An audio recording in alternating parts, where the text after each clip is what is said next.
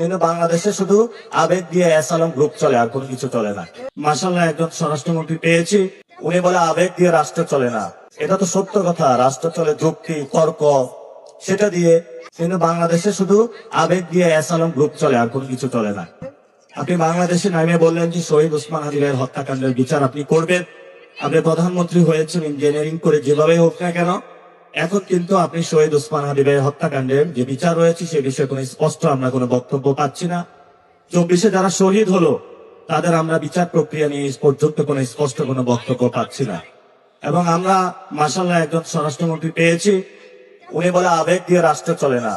এটা তো সত্য কথা, রাষ্ট্র চলে যুক্তি তর্ক সেটা দিয়ে। কিন্তু বাংলাদেশে শুধু আবেগ দিয়ে অ্যাসালাম গ্রুপ চলে, আর কোনো কিছু চলে না।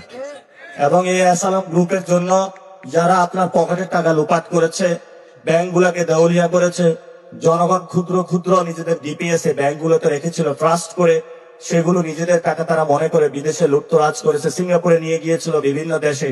সেই অ্যাসালাম গ্রুপকে কখন আইনের আওতায় আনা হবে সেই বিষয়ে আমরা স্বরাষ্ট্রমন্ত্রীর কাছে স্পষ্ট বক্তব্য চাচ্ছি।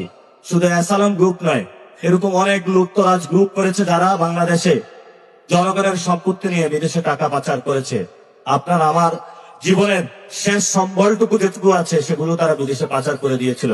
সেই বিষয়ে তাদের স্পষ্ট বক্তব্য চাই।